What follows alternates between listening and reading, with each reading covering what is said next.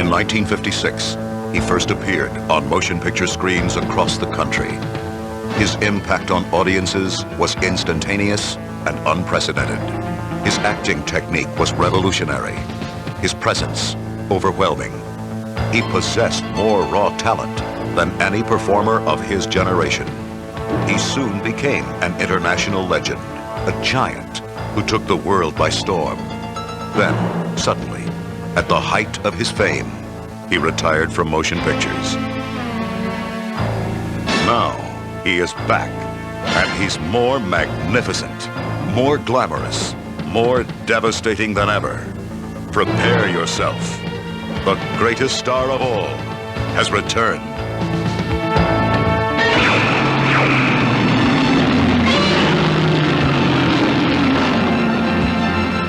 Godzilla. Bash Pinball. Episode 20. Okay, so first I got to start with some bad news. I got to break the bad news. Okay. Right? We had a very special guest that was supposed to be on the show. And unfortunately, due to some scheduling conflicts on their part, their management, etc., they weren't able to make it for this episode. But, you know, yeah, it sucked. We're planning on having them hopefully come back in the future and, you know, also having other guests. But anyways, I'm going to start off with that bad news so we can just move on from that. Yeah, well, at least it saves us an appearance fee. So we don't have, it helps the budget a little bit. But it's okay because we have some other, you know, as you can tell, we started the episode off with something pretty cool. Yeah, right. We got the 80s, you know, movie trailer guy to do our intro. I mean, I don't think he's getting a lot of work nowadays, but he sounds great. Yeah, he sounds exactly the same. He sounds the same as he did in 1985.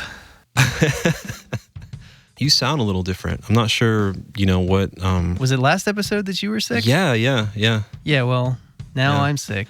I don't think I got it from you. If you listen to the last episode, we got kissed by a black rose. Yeah.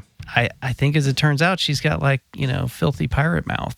Yeah. And I might have caught something. Yeah. Wait, you kissed her right in the mouth? Well, not. That was... so the last time you remember not being sick was before you got kissed by the black rose. I mean, I didn't initiate it. It was all on her. She was saying goodbye to you. Yeah. And I got a different mic, so I'm just going to sound like a totally different person this episode is the goal.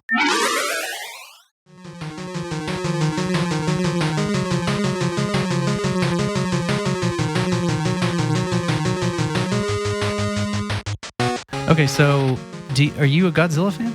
So, yeah, I like, apart from the pinball machine, are you like into Godzilla or anything?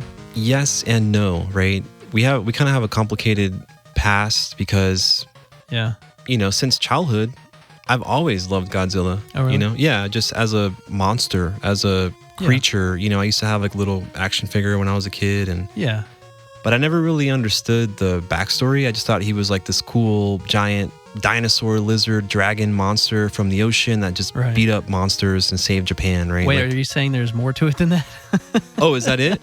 That might be it. Oh, shoot. I mean, no, I'm sure there's more to it because there's like 600 movies. Yeah. Well, you know, I never watched the movies and I never knew any of the other monsters. I just kind of, I mean, he's like an iconic figure, and I've always, ever since I can remember, I've known who Godzilla is. Yeah. And, you know, he's recognizable. And like I said, I used to have a Godzilla, like a big Godzilla action figure that I would play with. Really? And yeah. But, you know, that's it. That's the extent of my Godzilla knowledge. You know? Yeah, I think growing up, I mean, I remember Godzilla like being on TV, but I don't ever remember being like, oh, Godzilla, let's watch that. I think I was more into Voltron. Yeah. And like other giant fighting monster creature things. But I did watch the 1998 Godzilla film. Oh, dude. In the theater.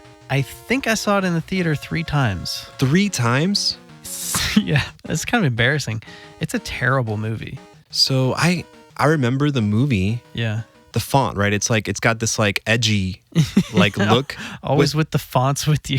Yeah, dude, in my head I can close my eyes and it's like this edgy font with just green. Right? Yeah, it was like Matthew Broderick was like the main character. Okay, yeah. Which I think he just came across kind of wimpy and like not leading man action film kind of guy. What did he do? He as a main character in a Godzilla film besides Godzilla, I'm 99% certain he was a scientist of some sort. Run away?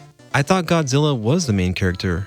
No, well, I mean, I think Godzilla is like a villain, in that. I think They painted him as a villain? I think he's villainous, yeah. What the heck? He's a monster attacking the city, New York City. The little that I know about Godzilla, he's not a villain. Yeah. He's got a very complicated, very much like us humans, know?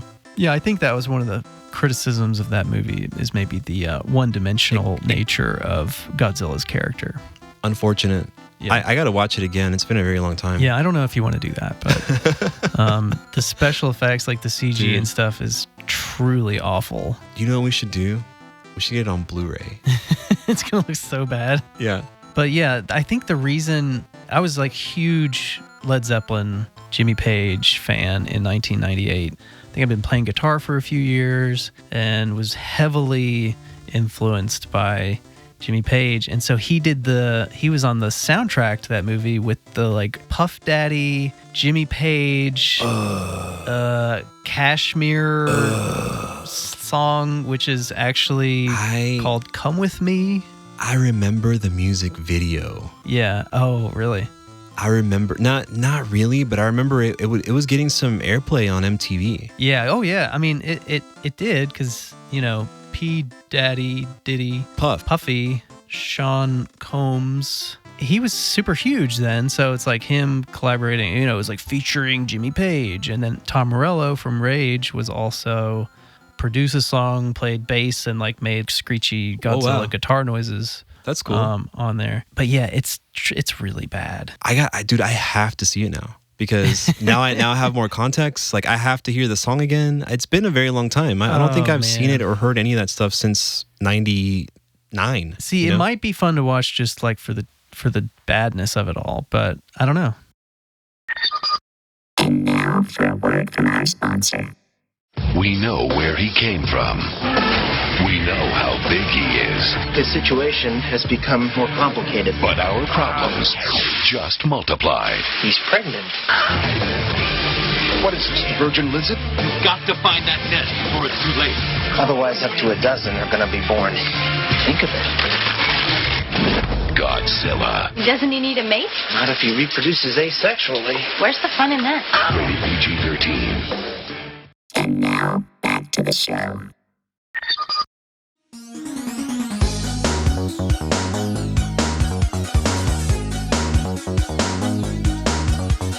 You've been playing Godzilla a lot lately. Yeah. It's obviously like the #1 game on Pinside, and it has been since it came out, essentially. So for me, I always kind of figured like, I'm going to own that game at some point. Dude, I have recently strongly considered trying to get one. Yeah. I was like, no, I'll just find it's common. I'll find it anywhere I go. I kind of want one. The only reason I haven't probably bought one already is because I want the premium, and they're kind of hard to find, and they hold their value really well. So, I just feel like the pro is too compromised. Like they took out too much fun stuff. It's all the fun stuff. Yeah. So it's kind of on one hand, it's kind of kept me from ever playing it in an arcade because like it's also really common. Right. Yeah. It's super like available. Yeah. So somehow like it being everywhere has made me play it less because I'm just like, I can play that later. You almost like appreciate it or something because you just like are more focused on the games you can't find more often. Because like to me, the arcade is kind of like demoing games for future purchases. I get it. And so I was like, that one's a no-brainer. I don't need to demo it. I get it. So I've got maybe like 20 games on it, but you've been playing it a lot more lately. Part of the reason is because it is common and it is available, right? And my favorite games are the 90s games, but just in terms of reliability and being able to jump on it real quick and kind of be up to date with other people today with like a semi-conventional scoring range that you can kind of judge your own personal skills. Yeah. The reason I've been playing it is because that's what I'm using to kind of gauge my own skill level and advancement, right? Because I don't have a new game. Yeah. Well, and it is available, so I can play it often, right? Yeah. Well, we know you have an aversion to driving more than like 15 minutes away, and there's now a Godzilla at the arcade that's what, like 10 minutes from here? Yeah, it's like 10 to 15. Yeah. Which, by the way, okay, last time I went there, I kind of love that place now. Yeah. Oh, okay? really? Yeah. I kind of became like I've met so many people going there to play Godzilla. Huh. I'm pretty sure I've made a couple pinball converts / enthusiasts now. For real. Yeah. For real. Yeah, I believe it. And even the bartenders, man, the last time I went, he gave me a freaking tech deck. Oh, really? Do you remember those No. like finger skateboards? Oh, yeah. By the way, shout out to Dirt. Okay, his name is Dirt. Dirt? DIRT. All right. Dude, we and Michael, right? He's another bartender. Yeah. And then Chris is my new friend, but we were shredding at the bar with the tech. We all had tech decks, so we were freaking shredding, dude. That's hilarious. We had like a little banner and like set on the side, and we were like grinding on it, doing kick flips, and Yeah, I think I missed those. Yeah. In my 80s childhood. so he goes, "Keep it, man." And I put it in my pocket, and I walked away, and like, man, I totally forgot. Anyways, I took some pictures. Yeah. I'm gonna put them on Instagram. Shout out to Baxter in Carborough. Yeah, well, when they got it, it was in pretty good shape and it was playing well. Yeah. And so we were both, I mean, I've gone over there a couple times and played it with you too, and we were both kind of like, we got to play it before it just falls into disrepair. Starts to get, yeah. Just used up, yeah. And sure enough, it's like having issues now, but It's just getting a ton of wear, man. Yeah. Like the few times that not few, it's been often now. I've been there quite a bit lately. yeah. It's always, dude, it is always occupied. It always has somebody. There's 3 people at the bar. Yeah. 5, 6 o'clock p.m. No one's there. The 3 people, one of them is playing Godzilla. It's like nonstop, just getting Something about that game. Yeah. People just love that game, gravitate towards it. It's weird because you would think you would be like Star Wars or Correct. X-Men or something like that's a little more like modern relevant property. And Godzilla's kind of like this left field. It's like we're all aware, We all know. but I don't know yeah. many people that are like super into Godzilla. But they're out there. They're out there. My guess, that game, I think I finally understand why it's The draw. number 1. Yeah. Right? I think I always had an idea, but now that I've actually played it probably like 100 times total, Yeah. right? 100% get it, man. Yeah. It's got it all. It's got the cool art, the cool music. It's got different stuff that's, it's got cool toys that move around. And I guess the theme itself isn't necessarily critically, nostalgic or emotional. Yeah. But it's familiar enough, right? And it Right. is this like over the top thing. And I mean, you're literally crushing a building. Yeah. Like it's so fun, and Yeah. you're fighting monsters, and I think Yeah. Keith Elwin and Stern and these guys, they did a great job, because it is, to me personally, my opinion, that is pinball, is what that game is. It's a combo of all of these awesome things, right? Yeah. The freaking artwork, dude, pops. Yeah, artwork is great. Pops.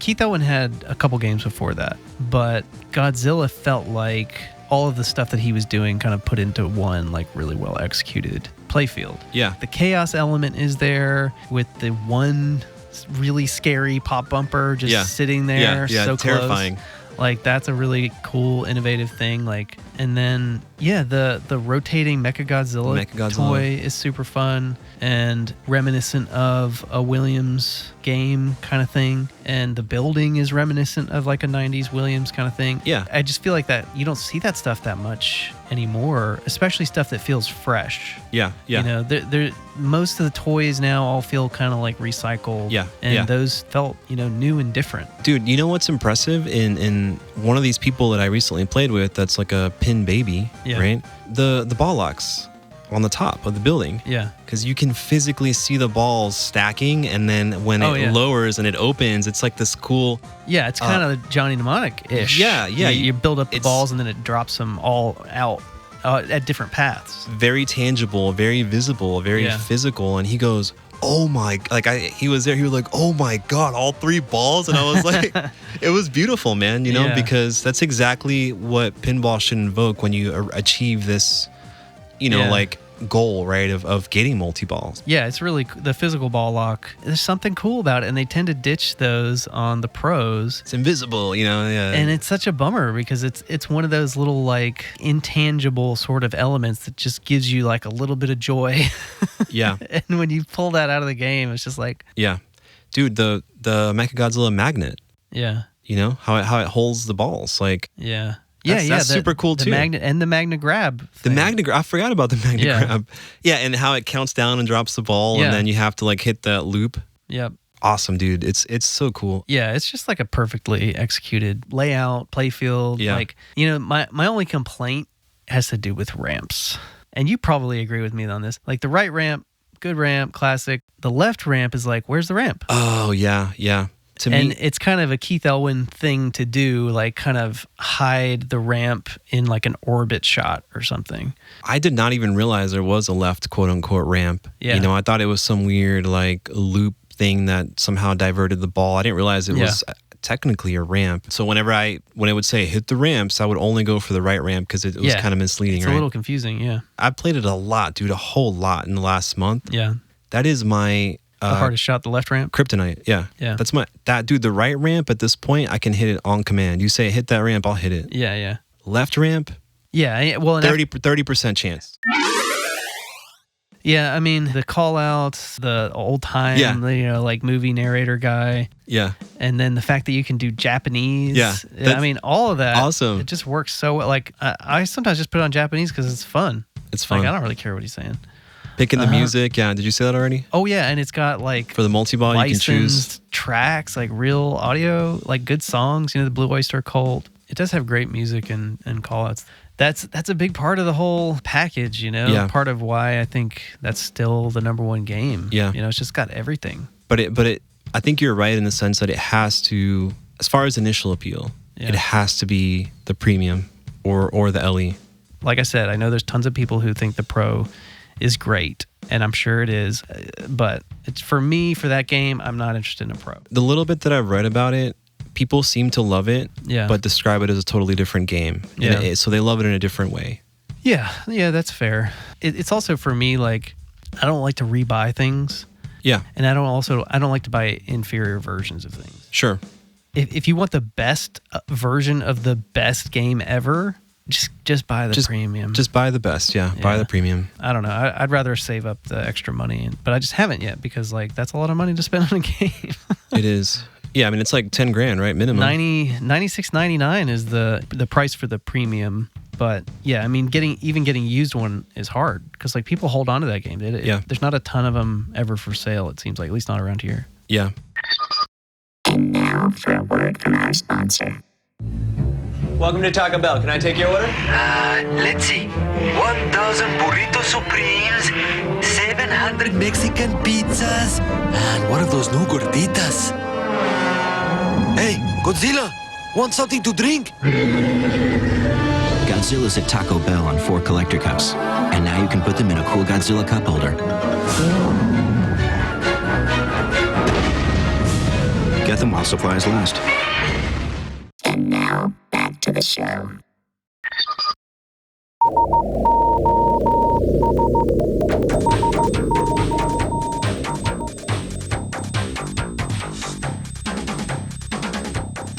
If I go to a tournament, like a local tournament or whatever, I'm going to get destroyed on Godzilla because I've played it like 20 times and everybody else at that tournament has played it 100 plus times. Yeah. And so I tend to do really bad at it, relatively speaking, because everybody just knows that game so well. So you're kind of like able to test your skills because it's kind of become a standard. That's exactly right, man. That's exactly what I'm doing. Yeah. You know, I kind of noticed that a lot of folks were hitting 1 billion on Godzilla. And I wanted to see if I was good enough. You know? I mean, this has just been like a personal challenge for yourself, right? Yeah, and I think this is exactly what you're talking about because it gave me a singular metric to go by, a singular point goal to say, hey, you're at this level of skill, right? And that's kind of my personal pinball story. I'm basically at that point where I can hit 1 billion on Godzilla, and it feels pretty good. I always thought we would, in my mind, it was always like, we're going to get a Godzilla. And then we're going to split it or something. Yeah. Somehow we're going to get a Godzilla. We're going to get one. And then we're going to both race to 1 billion. Oh, I see. But you kind of just went and did that by yourself without consulting with me. You know, we're kind of pinball married, and I'm not used to that.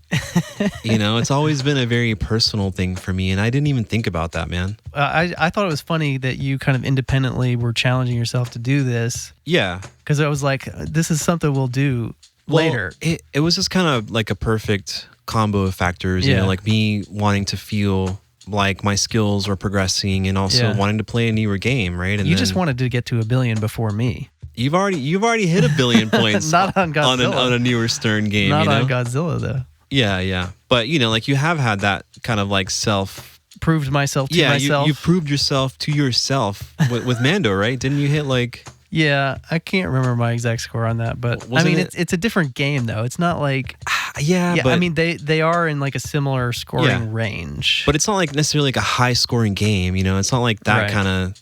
It's within what I would say. I mean, I haven't hit 1 billion in at that kind of like 100 million being a decent game. Stern. Yeah. We should make a name for that so we just know what we're talking about. Like Stern standard scoring. SSS. Yeah, Stern standard scoring. SSS, triple S. Stern standard scoring, right? Yeah, it's triple S. Triple S. Stern standard scoring. But I wonder if they're moving away from that because some of the, like John Wick is definitely much lower. Yeah. Although I did see there was a code update that they had tweaked the scoring on that since we played it last time. Interesting. He was probably beating everybody up, man. Getting everybody sick. A lot of people talk about scoring like, who cares? Just get used to it. Every game has its own scoring. Just get used to like the scoring in that game. Yeah, that's fine. But there's also something to be said about like the scoring being satisfying. Yeah. And being like part of why you want to play the game. Yeah. Not like turtles. Well, it's a baseline for you to understand how you're developing as a player and how it's easier when you're a new player. Yeah. And your goals are much more attainable. When you get to this middle of the road, right? You're not like a pinball champion. Yeah. But you're way better than like anybody locally per se, right? Like at the arcade at any given moment, right? Yeah. You're way better than your friends that don't play pinball. Yeah, exactly. How good are you? Because I'm just kind of like meh, Yeah, I mean, there's something about just kind of knowing where you stand with your skill level, so you have something to kind of like aspire to or challenge yourself. Because we've talked about this a bunch, but like pinball for us is like a personal challenge kind of situation. And so, is that good enough just to beat yourself, but also kind of knowing like where you stand? What is a good score? Yeah. Because maybe you're the best in the world, right? Well, like, you're pretty close on one game, but we can get into that later. I was for a while, quote unquote, right? The best.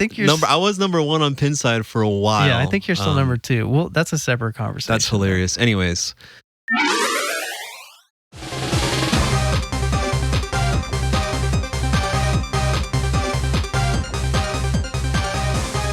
So you opted for the personal challenge of can you get to 1 billion and enter the Billionaires Club. Billionaires. The Godzilla Pin Billionaires Club. Correct. Because that's the one that everybody's like, oh, I'm trying to get 1 billion. Yeah. Or have you got 1 billion on Godzilla? Yeah. It's like, well, not yet. Jumping in, guys. I'm trying. Yeah.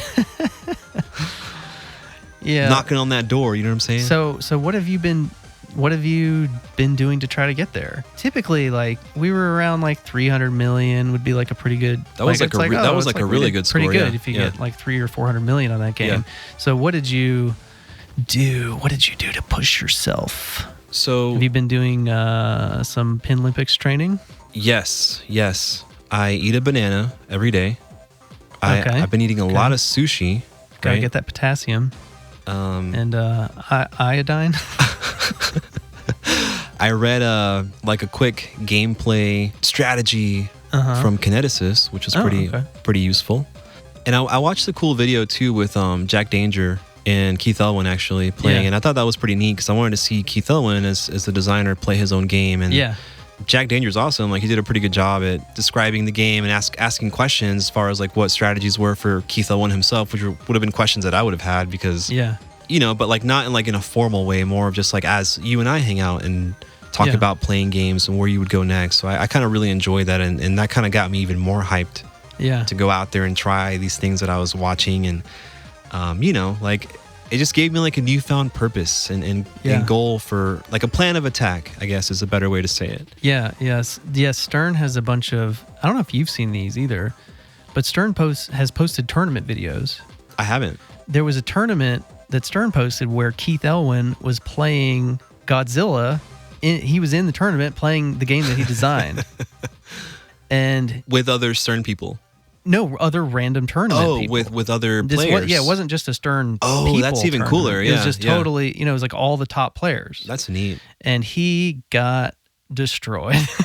It's pretty funny. That's awesome. See, that's how you know it's a good game, right? Yeah, and and that's like the whole thing. That's pinball, man. That's it's just pinball. Like the game that you designed, you can't hit that right scoop. Like he could not hit the right scoop. Incredible. To save his life. That is a tough shot, man. And I'm sure it was just like, the game he was set up on and used to playing was just like ever so slightly different, and he wasn't dialed into it. But like, I love it. I love it. It's humbling, but it's kind of crazy to see also. I love it. Yeah. I love it. That's my favorite thing, is to play with a complete stranger or a pin baby. Yeah. And they beat you. They beat me. Yeah.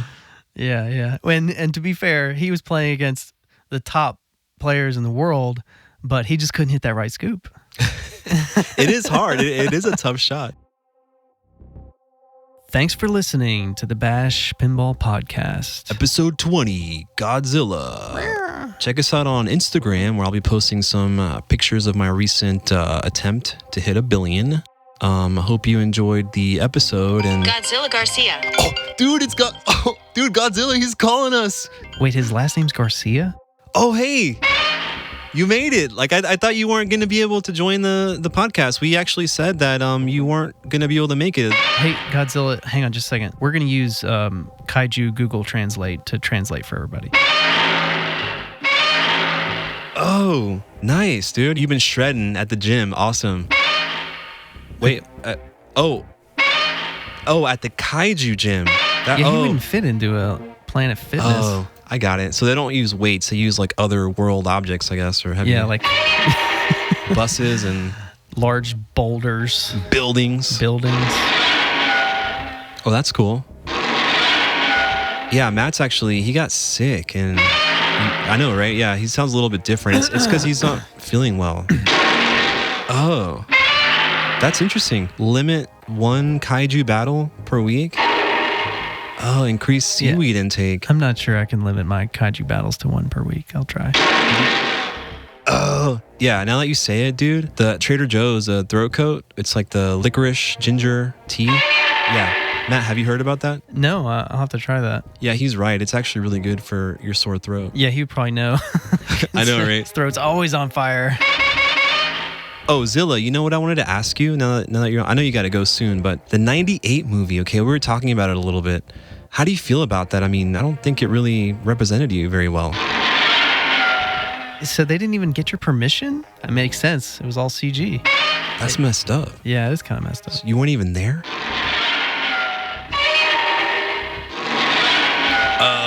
Yeah. It's the Puff Daddy one. Yeah. Yeah, of course. Yeah. Obviously. Yeah, that's no surprise there. P Diddy did you dirty.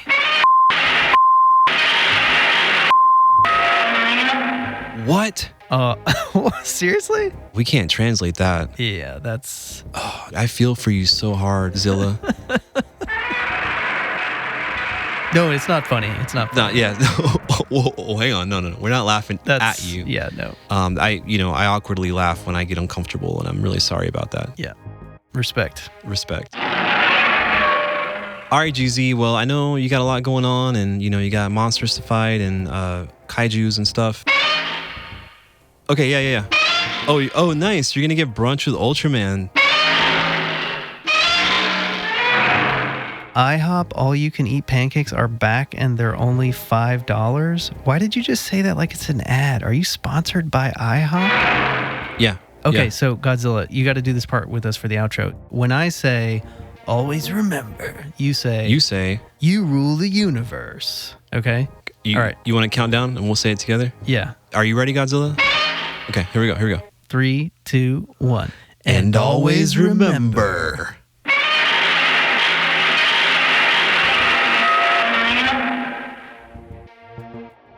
Rest in peace. There's no way IHOP lets him eat there. I don't know. He's probably just going to crush the building if they don't give him to him. That's true. Apparently, he's a paid spokesperson. Spokesmonster. Spokes kaiju. Well, I guess that's the episode.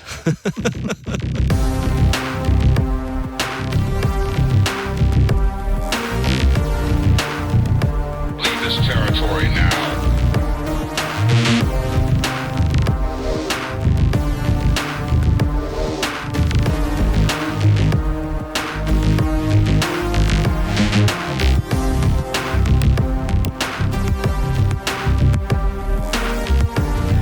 Return to your home.